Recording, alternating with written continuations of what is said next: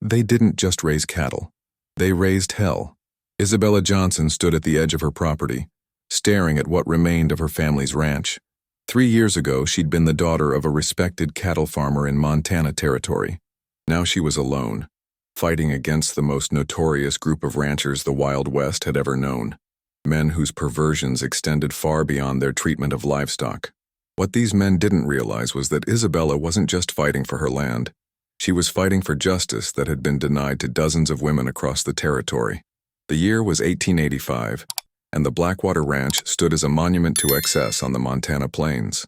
Owned by the Harrington brothers, Victor, Maxwell, and Joseph, it sprawled across nearly 10,000 acres of the richest grazing land in the territory. From a distance, it looked like any other successful cattle operation, with its sprawling main house, numerous outbuildings, and vast herds of prime beef cattle.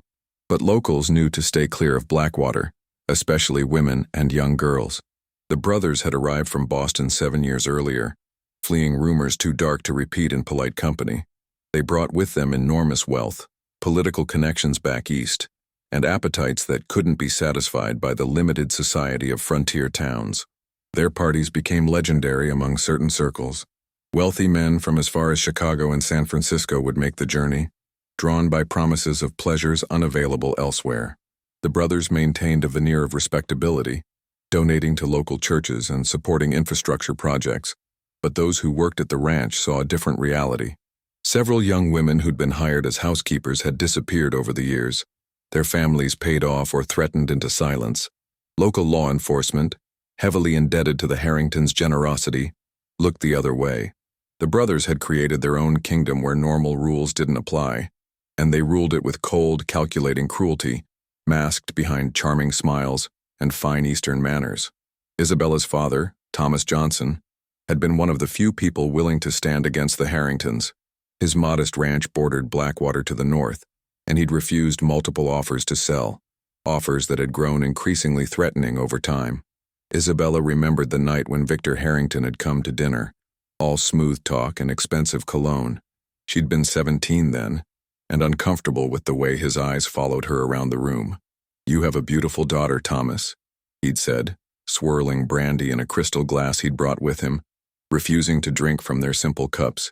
"She deserves fine things. A proper education back east, perhaps." Her father had stiffened, his hand tightening around his fork. "My daughter stays here with me," he'd replied, and the conversation had shifted to cattle prices and water rights. But something had changed that night. A line had been drawn. 2 weeks later, their barn burned to the ground. 3 months after that, half their cattle sickened and died from poisoned water. And 6 months later, Thomas Johnson was found dead on the trail back from town, his horse spooked by a rattlesnake according to the sheriff's hasty investigation. Isabella knew better. She'd seen the marks on his neck, the bruises on his hands where he'd fought back. But at 18, alone and grieving, she had no power against the Harringtons. Not yet. For 2 years, Isabella played a careful game of survival. She maintained the ranch the best she could, hiring 2 loyal hands who'd worked for her father for years.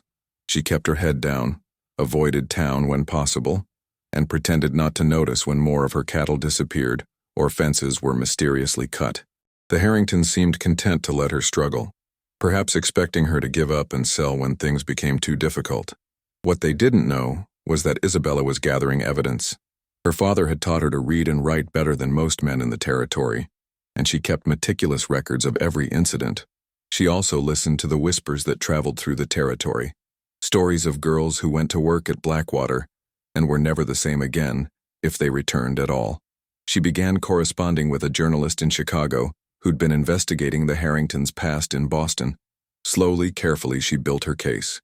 And when Maxwell Harrington came riding up to her house one spring morning with yet another offer to buy her struggling ranch, Isabella was ready, not to sell, but to begin the next phase of her plan. A plan that would either save her or destroy her completely. Maxwell Harrington didn't look like a monster. That's what made men like him so dangerous, Isabella thought as she invited him into her home. With his neatly trimmed beard, expensive tailored suit, and cultured voice, he resembled a prosperous businessman or perhaps a professor. His blue eyes crinkled at the corners when he smiled, giving him an appearance of warmth that never quite reached those cold eyes. "Miss Johnson," he said, removing his hat as he stepped into her modest living room. "You're looking well. I've been concerned about you out here all alone." Isabella forced herself to smile back, offering him coffee which she'd prepared earlier. She'd worn her best dress for this meeting, a blue calico that had belonged to her mother, slightly outdated but well-maintained. She needed to look vulnerable, but not desperate. "I manage, Mr. Harrington," she replied, her voice steady despite the hatred burning in her chest. "Though I admit it's been difficult since my father passed." Maxwell nodded sympathetically, accepting the coffee cup with long, manicured fingers that had never known a day of real ranch work. "That's precisely why I'm here," he said. "My brothers and I have discussed it, and we'd like to increase our previous offer for your property. It's the Christian thing to do, helping a young woman in your situation." Isabella took a slow sip of her coffee, buying time. Everything about this man repulsed her. His false concern, his presumption that she needed saving, the very air of entitlement that surrounded him like expensive cologne. But she needed him to believe she was considering his offer. "It's very generous," Isabella said carefully, setting down her cup. "But this ranch was my father's life's work. And mine too now." She allowed a hint of uncertainty to enter her voice. "Though I admit the work has been overwhelming lately." Maxwell leaned forward, sensing weakness like a predator scenting blood. "You shouldn't have to work so hard, Miss Johnson. A young woman like yourself deserves comfort, security." His eyes traveled over her in a way that made her skin crawl, but she forced herself to remain still, not showing her disgust. "Our offer would provide enough for you to live comfortably in town, perhaps even travel back east." Isabella looked down at her hands, calloused from ranch work but still bearing the piano player's long fingers she'd inherited from her mother. She needed Maxwell to believe she was wavering, considering his offer seriously. "I would need time to think about it," she said softly, "and to make arrangements if I were to sell." Maxwell smiled, satisfied with what he perceived as progress. "Of course, take all the time you need. Though I should mention, the offer stands only until the end of the month. My brothers are considering other investments." He reached into his jacket and withdrew an envelope, placing it on the table between them. "The details are all here.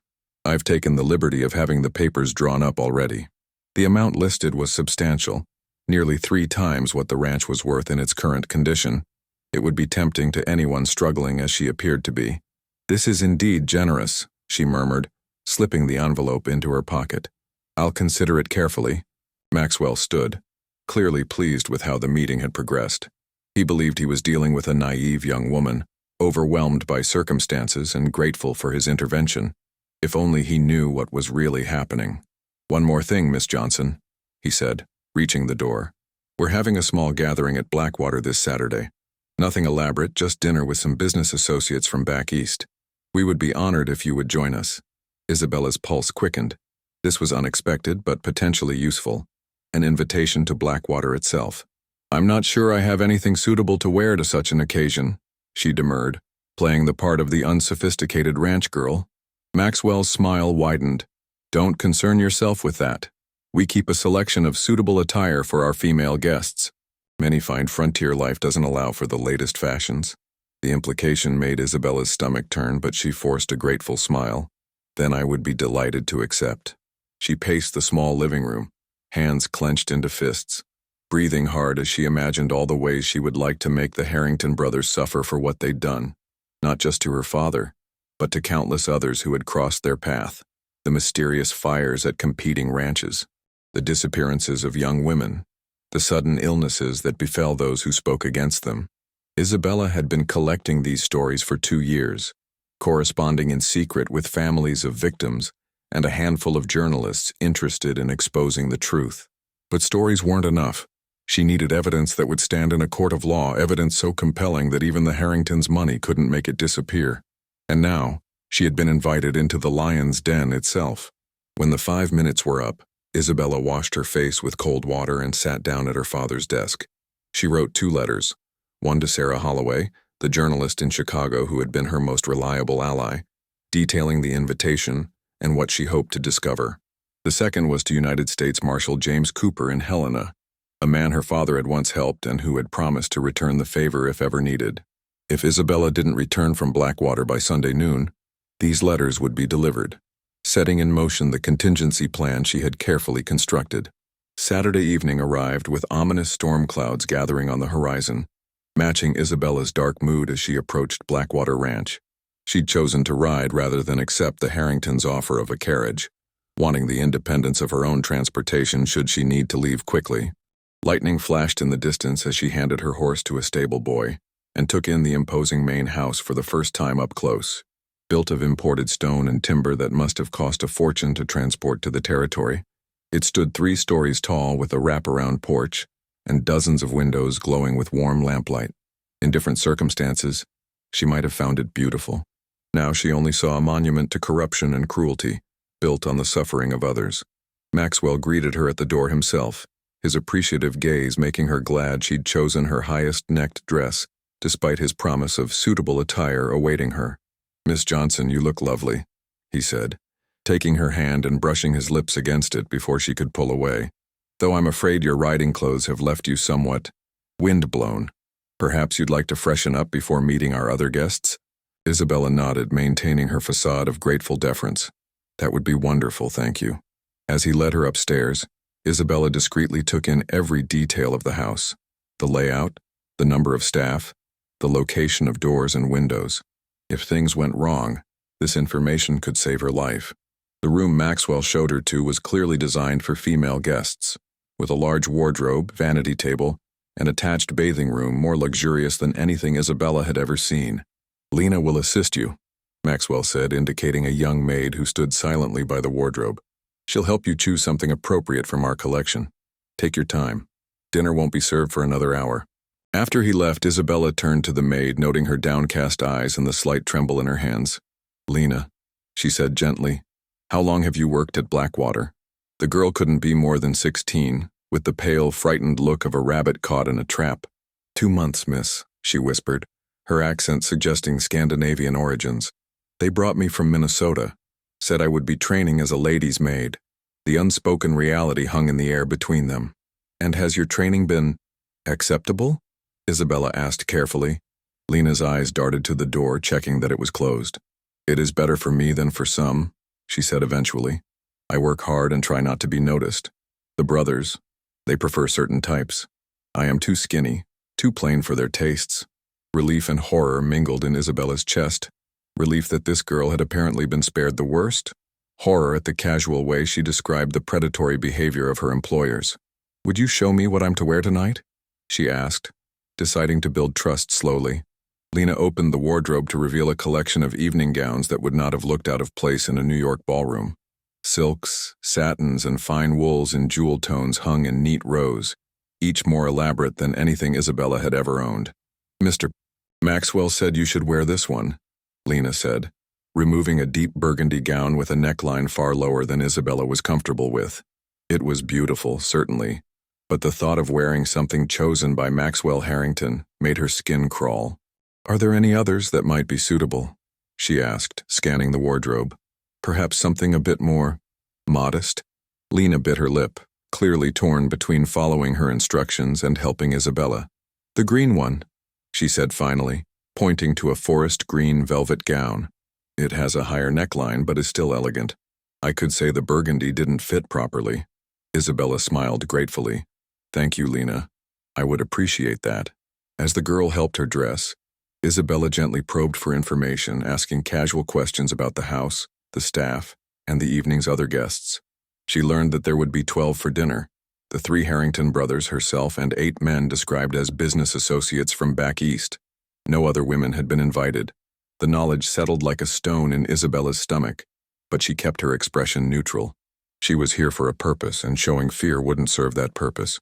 When Isabella descended the stairs in the green velvet gown, her hair arranged simply but elegantly by Lena's skilled hands, she felt the weight of male gazes immediately.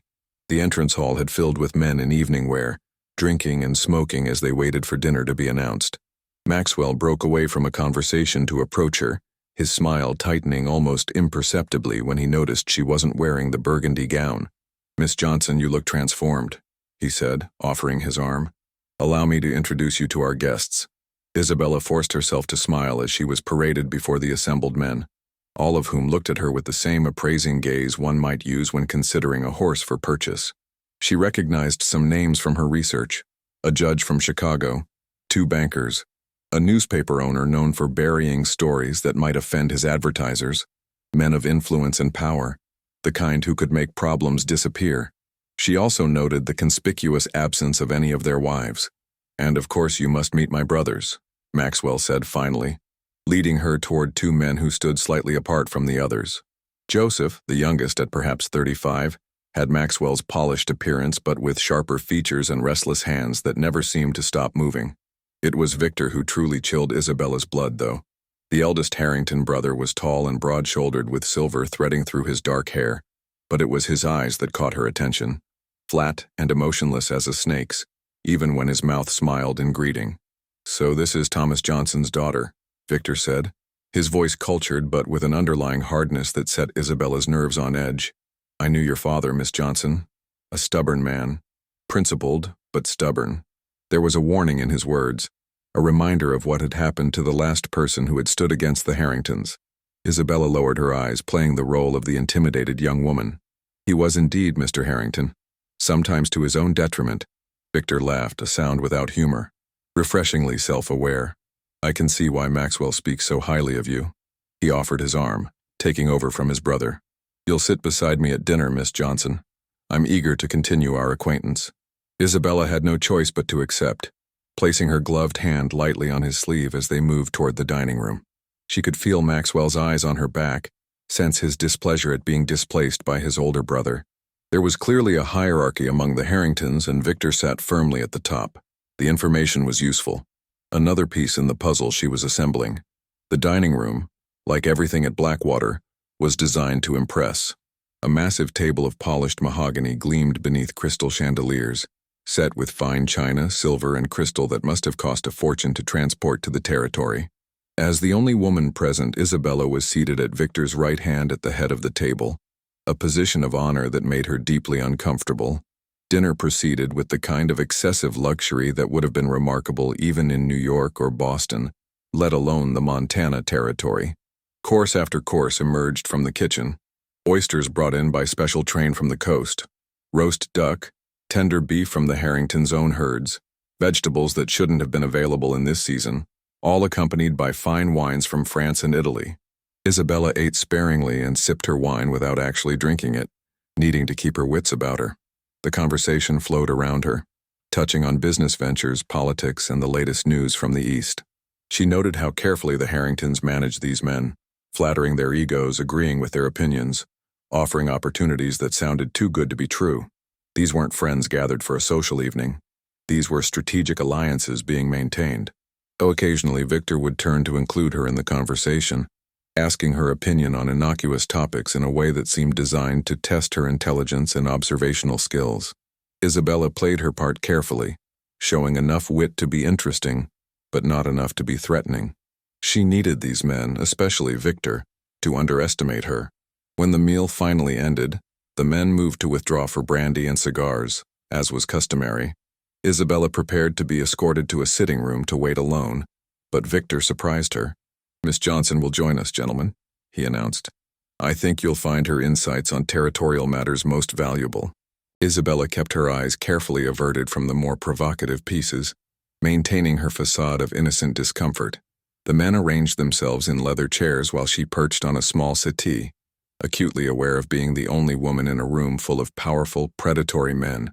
"Miss Johnson," Victor said, once everyone had been served brandy she hadn't touched, "perhaps you could enlighten our guests about the challenges facing small ranchers in the territory, a perspective they rarely hear in their financial circles." It was a test, Isabella realized, to see how she would represent herself and her situation. She chose her words carefully, balancing honesty with the vulnerability she wanted to project. "The greatest challenge is simply survival, Mr. Harrington. Between harsh winters, water rights disputes, and the difficulty of getting fair prices for our cattle, when larger operations can afford to transport their herds to better markets." She let her voice trail off, shrugging slightly. "My father built our ranch from nothing, but without his experience I find myself struggling to maintain what he created, which is precisely why my brothers and I have offered to purchase Miss Johnson's property. At a more than generous price, I might add. It would be a kindness, really, freeing her from a burden she was never meant to bear." Several of the men nodded in agreement, casting glances at Isabella that ranged from condescending pity to something far more unsettling. Women aren't suited to the rigors of ranch management, offered the Chicago judge, swirling his brandy. No offense intended, Miss Johnson, but it's simply a matter of natural capabilities. Isabella bit back the sharp retort that rose to her lips, instead lowering her eyes demurely. Perhaps you're right, she murmured. I've certainly found it challenging. She could feel Victor watching her closely, assessing her reaction. She needed him to believe she was coming around to the idea of selling, becoming resigned to her natural limitations as a woman. What she actually felt was a burning determination to bring this man and his entire corrupt operation crashing down around his ears. But that would come later. For now, she needed to gather information, to find the evidence that would ensure the Harringtons couldn't simply buy their way out of justice, as they'd done so many times before. As the evening progressed, the conversation grew increasingly crude, the men seemingly forgetting, or not caring, about Isabella's presence as they drank more. They spoke of business ventures that were clearly illegal, of officials bought and paid for, of problems that had been permanently resolved. Isabella listened intently while pretending disinterest, storing away names, dates, and details that might prove useful. Victor, she noticed, remained relatively sober compared to his guests, watching them with the calculated patience of a man playing a long game. Occasionally his gaze would turn to her, assessing, considering. She didn't like the speculation she saw in those cold eyes. After what felt like hours, when most of the men had fallen into drunken stupors or engaged in slurred conversations about their various exploits, Victor rose and approached her settee. You must be tired, Miss Johnson, he said, his voice lower than before. Perhaps you'd like to retire for the evening. Your room has been prepared. Isabella stood, grateful for the excuse to escape the increasingly uncomfortable atmosphere. Thank you, Mr. Harrington. It has been a long day. Victor offered his arm, making it clear he intended to escort her himself rather than summoning a servant. As they left the drawing room, Isabella was acutely aware of Maxwell's eyes following them, a strange mixture of jealousy and anticipation in his expression that made her stomach clench with apprehension. The hallways of Blackwater were dimly lit at this hour, the grand house taking on a more sinister aspect in the shadows. Victor led Isabella up the main staircase, his hand resting over hers on his arm in a way that felt possessive rather than polite. You're an interesting woman, Isabella, he said, using her first name for the first time. More complex than you want us to believe, I think.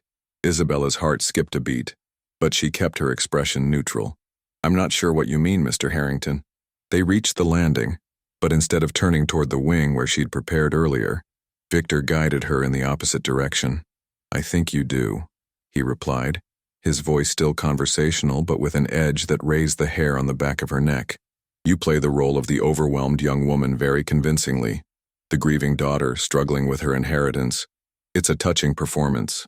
They stopped before a door at the end of the hallway, far from where any of the other guests might hear or interrupt. But we both know there's more to you than that, don't we? Isabella's mind raced, calculating her options. Had her facade slipped? Or was this simply Victor's way of intimidating her, asserting control? I'm not sure what you're suggesting, she said carefully. I've been nothing but honest about my circumstances. Isabella hesitated, every instinct warning her against being alone with this man, but refusing would only confirm his suspicions, whatever they might be. She stepped into the study, immediately noting potential exits. A door that likely led to an adjoining room, a large window overlooking the back gardens. Victor followed, closing the door behind him with a soft click that sounded unnervingly final. Brandy? He offered, moving to a crystal decanter set on a side table. Isabella shook her head. No, thank you. Victor poured himself a generous glass, watching her over the rim as he took a sip. You've been investigating us, he said finally, the blunt statement hanging in the air between them. For quite some time, I believe, corresponding with that troublesome female journalist in Chicago, making inquiries about our business dealings, even, I'm told, speaking with the families of some of our former employees. Isabella's blood ran cold, but she kept her expression neutral. How much did he know? Who had betrayed her confidences? I'm afraid you're mistaken, she said, her voice steadier than she felt. I've been focused entirely on maintaining my ranch, but I've been watching you for 2 years, Isabella. Since the unfortunate passing of your father, did you think we wouldn't notice your little inquiries? Your careful questions to townspeople who then repeated them to us, hoping for favor or reward. He reached out, catching a strand of her hair between his fingers. Isabella forced herself not to flinch away from the unwelcome touch. We have eyes and ears everywhere in this territory. Nothing happens that I don't eventually learn about. The implied threat was clear, but Isabella maintained her composure. If he truly knew everything, she would already be dead. The fact that they were having this conversation meant he was still uncertain, still assessing the extent of her knowledge and what she intended to do with it. If that were true, she said carefully, you wouldn't need to question me now. A smile curved Victor's lips, the first genuine expression she'd seen from him, and all the more terrifying for it.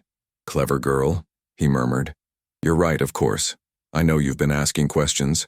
What I don't know is exactly what you've learned or what proof you think you have of impropriety on our part. I came here tonight because I'm considering your offer to purchase my ranch. Nothing more. Victor's smile widened, showing teeth. And I invited you because I wanted to see for myself what Thomas Johnson's daughter was made of. Whether you inherited his foolish principles or his sharp mind. I'm pleased to discover it seems to be the latter. He returned to his desk, pulling open a drawer and removing a folder. Perhaps this will interest you. He placed the folder on the desk between them, flipping it open to reveal pages of what appeared to be bank records. Your father didn't die because he refused to sell his land, Isabella. He died because he discovered something he shouldn't have. Isabella's eyes were drawn to the documents despite her determination to maintain her act. She saw her father's name, alongside figures that made no sense, regular payments spanning several years before his death. What is this? She asked, unable to keep the confusion from her voice. Victor watched her reaction closely. Your father worked for us, Isabella, for years. Those weekly payments. His compensation for turning a blind eye to certain shipments that crossed his property. The same father who somehow maintained your ranch through two of the worst droughts in territorial history, when every other small operation was failing. The father who could mysteriously afford to send east for books and pianos while your neighbors were barely surviving. He tapped the ledger. Thomas Johnson was practical, Isabella. He understood how the world works, at least until something changed his mind. Isabella stared at the documents, her mind racing. It couldn't be true. Her father had been a good man, an honest man. She would have known if he was involved with the Harringtons, wouldn't she? If what you're saying is true, she said slowly, then why offer to buy our land after his death? Why not simply take it? Victor's expression was almost pitying. Because, my dear, contrary to what you may believe, we are businessmen, not monsters. We prefer to negotiate rather than intimidate when possible, and because your father, despite his final lapse in judgment, had been valuable to us. We thought perhaps his daughter might be similarly practical. No longer a murder to silence opposition, but perhaps a punishment for betrayal? Or was this all an elaborate lie, designed to shake her confidence and throw her off balance? Victor was watching her too closely, gauging her reaction to every word. She couldn't show how deeply this information affected her. I don't believe you, she said finally, her voice firm. My father was an honest man. Victor shrugged, closing the folder. Believe what you wish. The documents speak for themselves. He moved around the desk, coming to stand beside her. But consider this, Isabella. If your father could see the practical advantages of working with us, perhaps you should reconsider your investigation. He was close enough now that she could smell the brandy on his breath, feel the subtle threat in his proximity. We can be very generous to our friends, and very unforgiving to those who oppose us. Isabella forced herself to stand her ground, though every instinct screamed at her to put distance between them. Are you threatening me, Mr. Harrington? He let the alternative hang unspoken in the air between them. Isabella considered her options carefully. Playing along might give her access to more information, more evidence, but it would also put her deeper into the Harringtons' world, a dangerous place for a woman alone. I need time, she said finally, to consider what you've shown me, to reevaluate my understanding of the situation. Victor studied her face, seeming to weigh her sincerity. After a long moment, he nodded. A reasonable request. Take the night to think it over. We'll speak again in the morning before you return to your ranch. He moved to the door, opening it in a clear dismissal. Lena will show you to your room. I've instructed her to provide anything you might need for a comfortable night's rest. The implication was clear. She was being watched, her movements restricted. As Isabella followed him back into the hallway, she was acutely aware that she had entered a dangerous new phase of her confrontation with the Harringtons. The pretense had been stripped away. Now it was a direct chess match between her and Victor Harrington, and the stakes were her life. Lena was waiting in the hallway, her face carefully blank as she led Isabella to a bedroom in the east wing of the house. It was luxuriously appointed, like everything at Blackwater, but Isabella immediately noticed the absence of a key in the door lock. "Will there be anything else, miss?" Lena asked, her eyes darting nervously to the hallway where a man Isabella hadn't seen before stood casually leaning against the wall, clearly a guard, not even attempting to disguise his purpose. "No, thank you, Lena," Isabella replied, understanding the girl's fear. When the door closed, Isabella moved immediately to check the window, locked with no obvious way to open it without breaking the glass. The drop to the ground below was at least 20 feet, over a stone patio, survivable perhaps, but likely to result in injury. She would need another way out if it came to escape. For now, though, she needed to think. The documents Victor had shown her, were they real? Could her father truly have been involved with the Harringtons?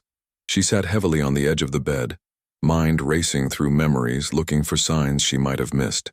There had been times when money was less tight than it should have been, given the challenges facing small ranchers. Occasions when her father would disappear for hours without explanation. But surely not. Not her father.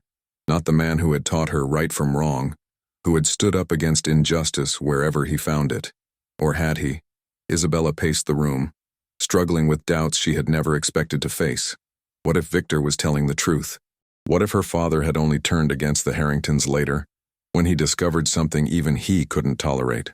It would explain why they had killed him, not because he refused to sell his land, but because he threatened to expose secrets he had been complicit in keeping. The realization hit her like a physical blow. It didn't matter. Even if her father had worked for the Harringtons, even if he had looked the other way while they built their empire of corruption, his final stand had been for justice, and that was the legacy she had chosen to carry forward. Isabella took a deep breath, steadying herself. Victor had shown her those documents for a reason, to shake her confidence, to make her question everything she thought she knew. She wouldn't give him the satisfaction of succeeding. She needed to focus on the present situation. She was effectively a prisoner in Blackwater under guard, with Victor expecting an answer in the morning. If she refused his offer of cooperation, she had no doubt they would kill her, just as they had killed her father. If she appeared to accept, she might buy herself time, but at what cost? What would they expect her to do to prove her loyalty? As Isabella contemplated her options, a soft knock at the door startled her. She approached cautiously. "Who is it?" she called, keeping her voice low. "It's Lena, miss," came the whispered reply. "Please, I need to speak with you." Isabella opened the door just enough to see the maid's frightened face. "The guard?" she whispered. "Gone to get food," Lena replied hurriedly, "but only for a few minutes. Please, miss, you must listen." She pressed something into Isabella's hand, a small key. "For the door at the end of the hall. It leads to the servants' stairs. Wait until after midnight when they think you're asleep. Most will be drunk by then." Isabella closed her fingers around the key, hope flaring for the first time since Victor's revelations. "Why are you helping me?" she asked. Lena's eyes filled with tears. "Because you're asking questions about the missing girls. My sister was one of them. She came to work here last year and then..." She glanced nervously down the hallway. "I have to go, after midnight. The stable boy will have a horse ready behind the kitchen garden." Before Isabella could thank her, Lena was gone, hurrying down the hallway just as the guard's heavy footsteps approached from the other direction. Isabella concealed the key in her bodice, mind racing with this new development. Lena's sister, another victim of the Harringtons, another life destroyed by their depravity. It reinforced her determination to see justice done, regardless of what her father may or may not have done. She moved about the room, preparing for bed as if she intended to stay the night, all the while planning her escape. The dress would be impractical for riding. She would need to change back into her own clothes. She also needed to take the ledger Victor had shown her. Whether it was genuine or fabricated, it was evidence of something. As the house gradually quieted around her, Isabella sat in darkness by the window, watching the moon rise over the distant mountains. She thought of her father, of the complicated man he might have been. Not the perfect hero she had idolized, perhaps, but a man who had ultimately chosen to do what was right, even at the cost of his life.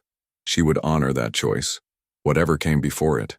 When the grandfather clock in the hallway chimed midnight, Isabella changed quickly into her riding clothes, tucking the key Lena had given her securely in her pocket.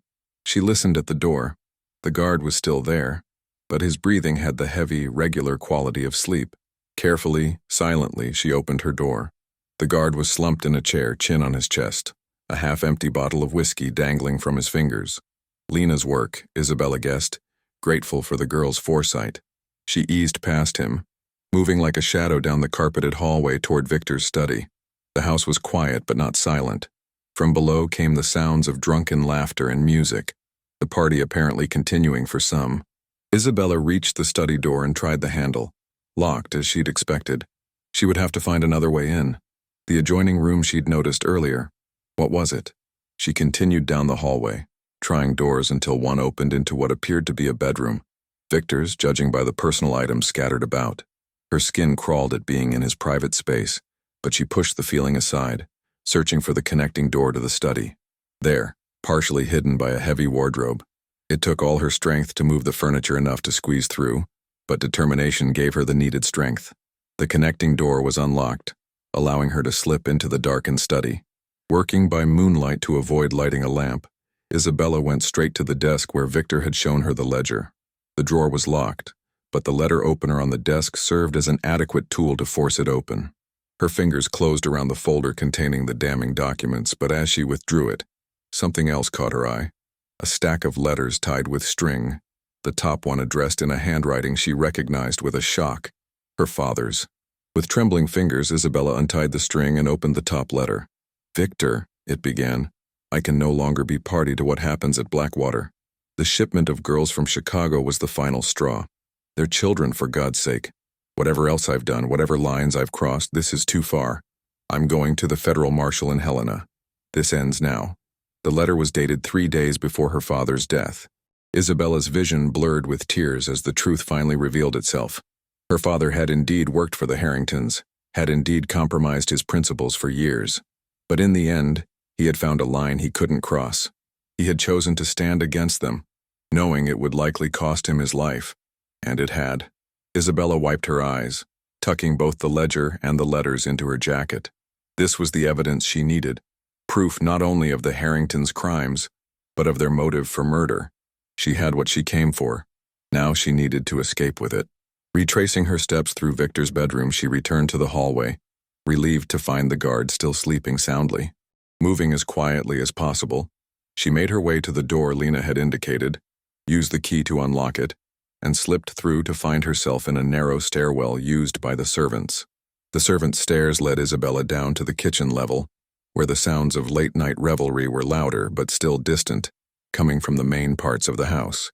The kitchen itself was deserted, the fires banked for the night, moonlight streaming through windows that looked out onto a kitchen garden just as Lena had described. Isabella moved carefully through the silent room, avoiding pots and pans that might clatter if disturbed. She reached the back door and eased it open, wincing at the slight creak of hinges. The night air was cool on her face as she stepped outside, scanning the shadowy garden for any sign of movement. "Miss Johnson." The whispered voice nearly stopped her heart before she recognized the stable boy who had taken her horse earlier. He was leading a saddled mare, already packed with what looked like provisions. "Lena said you'd be coming. You need to hurry, Mr. Joseph is still awake and he sometimes walks the grounds at night." Isabella took the reins, grateful beyond words for these unexpected allies. "Thank you," she whispered. "Both of you.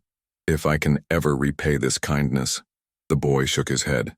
"Just get those papers to someone who can help, for all the girls who never left this place." His words chilled her, confirming her worst suspicions about what happened at Blackwater. She mounted quickly, orienting herself toward the back entrance to the property, the opposite direction from her own ranch. The Harringtons would expect her to head home. She needed to do the unexpected. Isabella urged the mare into a trot, keeping to the shadows along the edge of the property. The moon had risen high now, casting enough light to see by, but also potentially exposing her to anyone watching from the house. She had nearly reached the tree line that would provide better cover when she heard it, the sound of hoofbeats behind her moving fast. Someone had discovered her absence sooner than expected. Heart pounding, Isabella pressed her heels into the mare's sides, asking for speed. The animal responded gamely, breaking into a gallop toward the trees. "Isabella!" The voice that carried across the distance was Maxwell's, tight with anger. "Stop now, and we can still come to an arrangement." She didn't waste breath replying, focused entirely on reaching the concealment of the forest. The mare was fleet, but she could hear Maxwell gaining on her, his horse likely one of the Harringtons' prized thoroughbreds, rather than a stable hack. The tree line was close now, just yards away. Isabella leaned low over the mare's neck, urging her to greater speed. They burst into the forest, darkness enveloping them as they passed beneath the canopy of pines. Isabella steered the mare off the path immediately, weaving between trees, making their trail harder to follow. But Maxwell was close behind, and he knew these woods far better than she did. "You can't escape, Isabella." Maxwell's voice was closer now, just behind her in the darkness. "You have nowhere to go." He was right about one thing. She couldn't outrun him, not on unfamiliar ground in the dark. She needed another strategy. Ahead, the trees thinned slightly, moonlight illuminating a small clearing. On impulse, Isabella guided the mare across it, then sharply behind a large pine at the far side. She dismounted quickly, slapping the mare's flank to send her running deeper into the forest, hopefully drawing Maxwell after her. Isabella pressed herself against the trunk of the pine, hardly daring to breathe as Maxwell's horse thundered into the clearing. He paused, looking around, then continued after the sound of the retreating mare just as she'd hoped. The moment he was gone, Isabella set off on foot in a different direction, moving as quickly and quietly as possible through the underbrush. She had studied maps of the area extensively during her preparations and knew that if she kept moving northeast, she would eventually reach the main road to Helena. From there, she could find help, or at least transportation. The evidence was secure inside her jacket.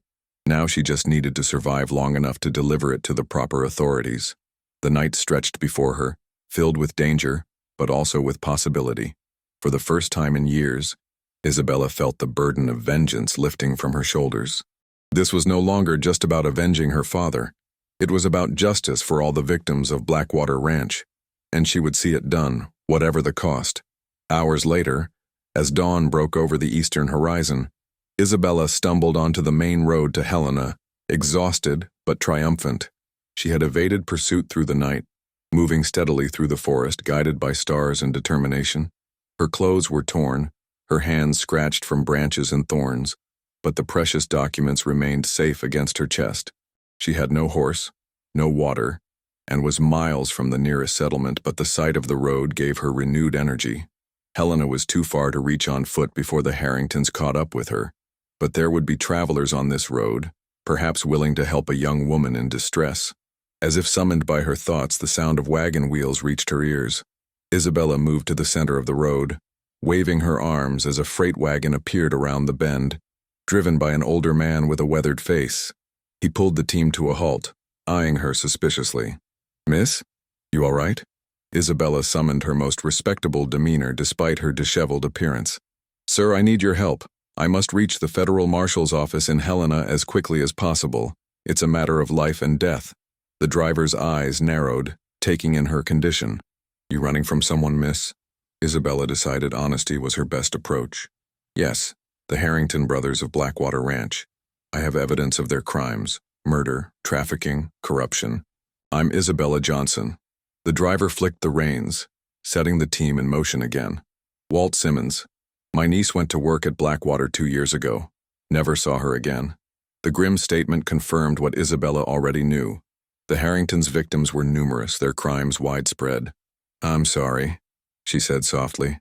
"With these documents, I hope to ensure they can't hurt anyone else." Walt nodded, his jaw set. "We'll get you to Helena, Miss Johnson. Might not be as fast as horseback, but we'll get there." Isabella settled beside him, allowing herself to relax slightly for the first time since entering Blackwater. The wagon wasn't fast, but it was movement in the right direction. Every mile put distance between her and the Harringtons, bringing her closer to justice. But she was under no illusions about the danger she still faced. The Harringtons would have riders searching every road, using their considerable influence to try to intercept her. And even once she reached Helena, their connections might make it difficult to find officials who weren't already in their pocket. Her father's letter had mentioned a federal marshal, someone he believed he could trust. That was her best hope. The journey to Helena took most of the day, the freight wagon moving at a steady but unrushed pace. Walt proved to be both good company and a valuable source of information, sharing what he knew about the Harringtons' operations from the perspective of locals who had suffered under their influence. Been running freight in this territory for 30 years, he told her as they stopped briefly to rest the horses.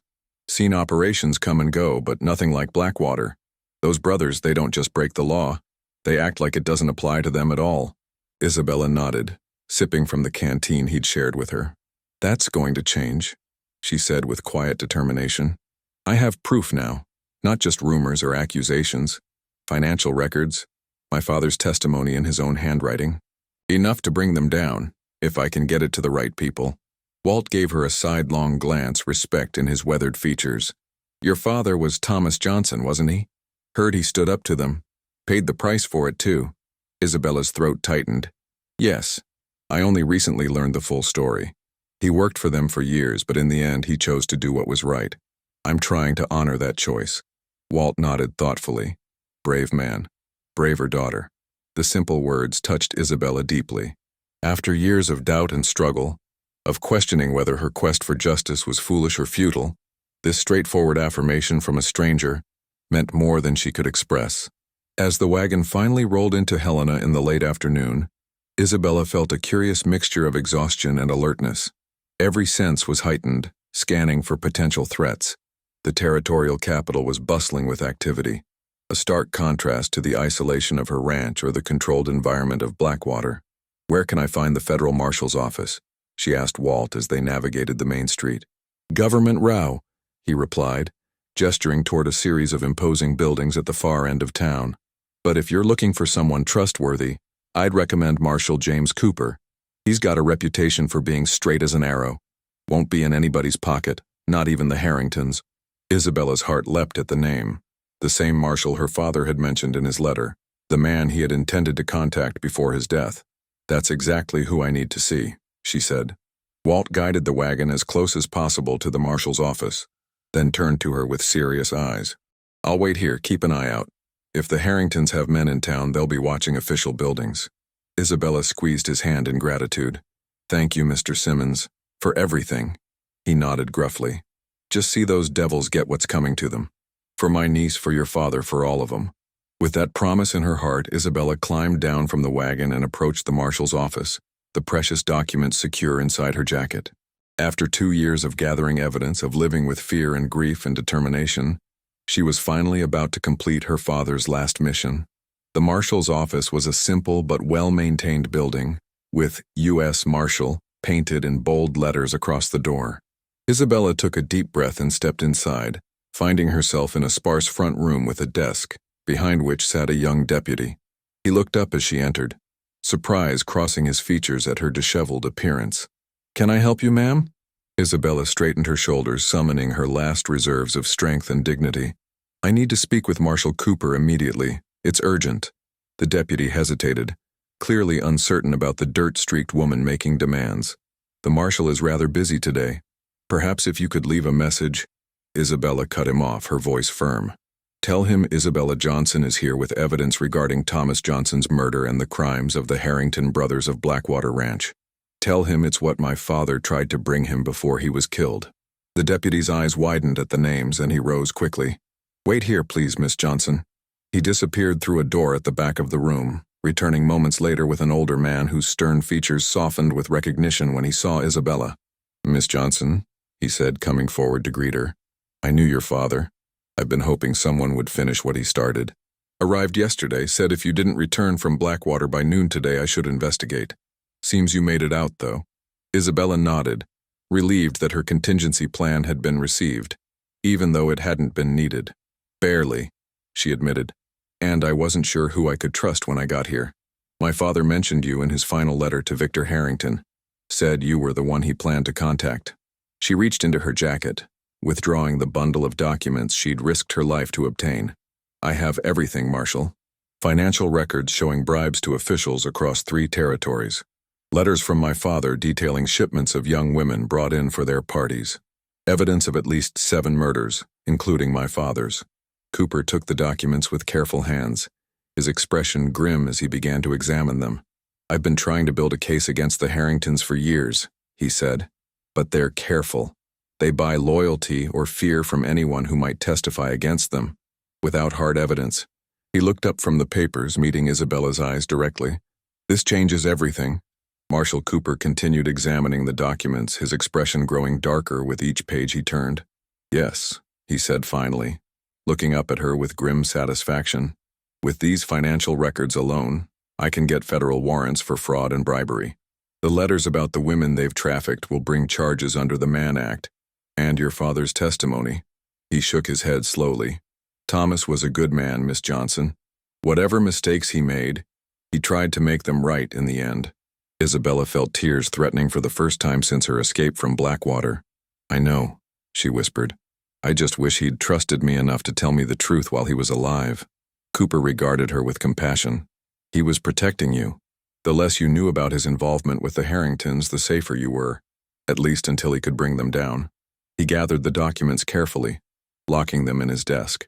You're still not safe, Miss Johnson. The Harringtons will know where you've gone, and they'll have men watching for you. I suggest you remain here under our protection until we can execute the arrests. Cooper entered, looking grimmer than before, but with a determined set to his jaw. We're heading out to Blackwater within the hour, he told her. 20 deputies, plus territorial officers. Federal judge issued the warrants at dawn. Isabella sat up, fully alert despite her lingering exhaustion. I'm coming with you, she said. Not a request, but a statement of fact. Cooper frowned. Miss Johnson, this will be dangerous. The Harringtons won't surrender peacefully. Isabella met his gaze steadily. I've been in danger from them for 2 years, Marshal. I need to see this through. For my father. For myself. Something in her expression must have convinced him, for after a long moment he nodded.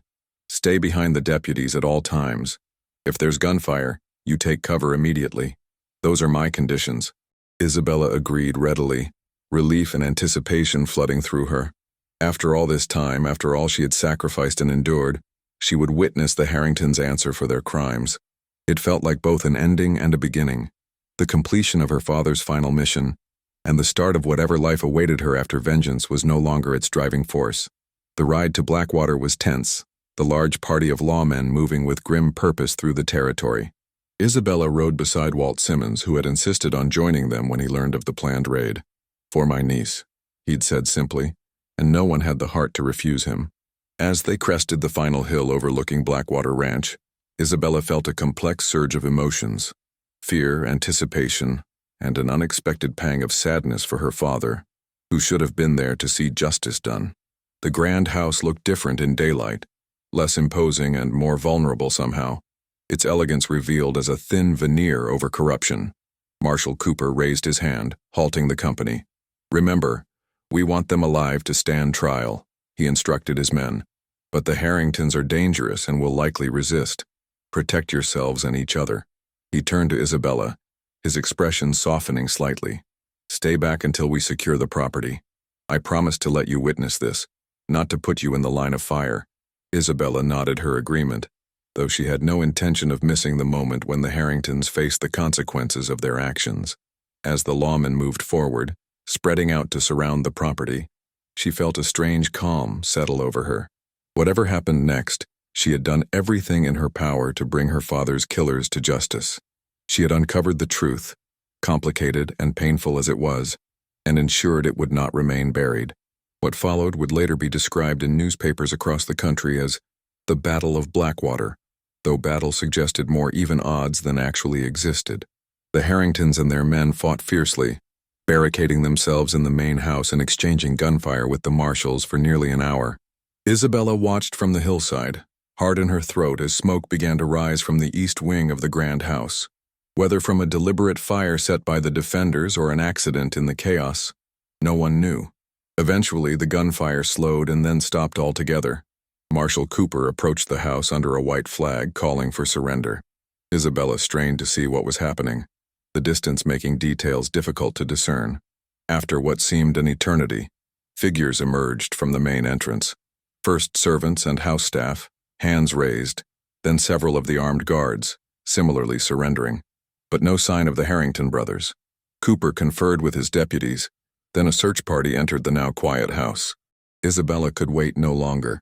Despite her promise to stay back, she urged her horse forward, determined to see the conclusion of this chapter in her life. By the time she reached the main house, marshals were leading out Joseph Harrington in handcuffs, his elegant clothes smeared with soot, a look of stunned disbelief on his face. Maxwell followed shortly after, his expression one of cold fury rather than surprise. Of Victor there was no sign.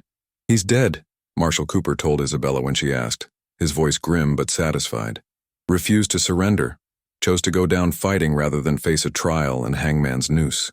Isabella absorbed this news with complex emotions. Part of her had wanted to see Victor Harrington humiliated in a courtroom, forced to answer for his crimes before the world. Another part felt a grim satisfaction that he had met a violent end, not unlike those he had inflicted on others. "And the documents?" she asked, suddenly concerned for the evidence that had cost so much to obtain. "Safe," Cooper assured her. "I left copies with the federal judge in Helena before we rode out. The Harrington's empire is finished, Miss Johnson. Their political connections are already scrambling to distance themselves. The newspapers have the story. By this time tomorrow, the name Blackwater will be synonymous with corruption and depravity across the country." Isabella looked around at the once grand ranch, now swarming with lawmen leading away prisoners, comforting traumatized servants, cataloging evidence of crimes that had gone unpunished for too long. It was over. The mission that had consumed her life for 2 years was complete. Her father's death was avenged. The truth about his complicated legacy was known at least to her.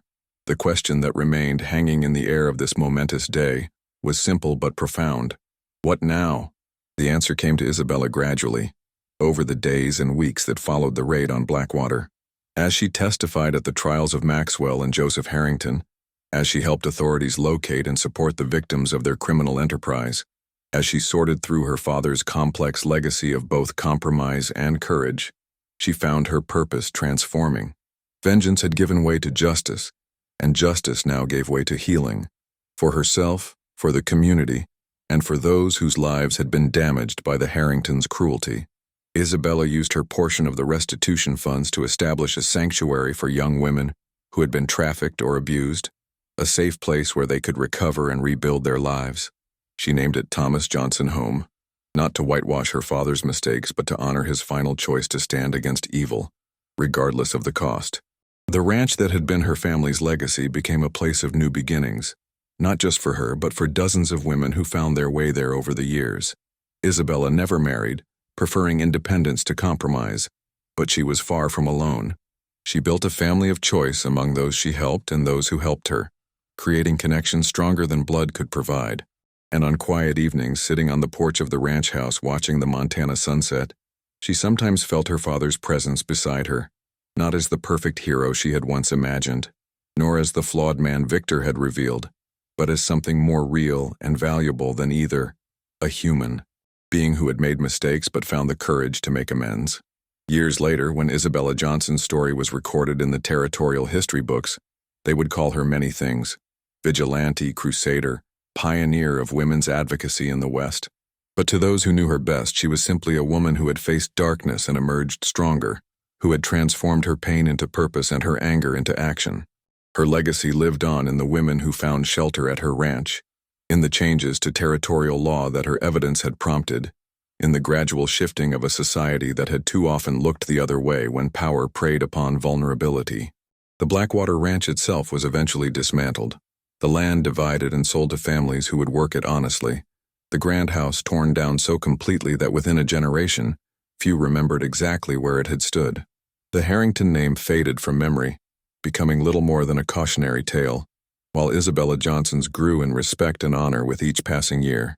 It was not the future she had imagined for herself when she set out on her quest for vengeance, but it was one she embraced with the same determination and courage that had carried her through her darkest days.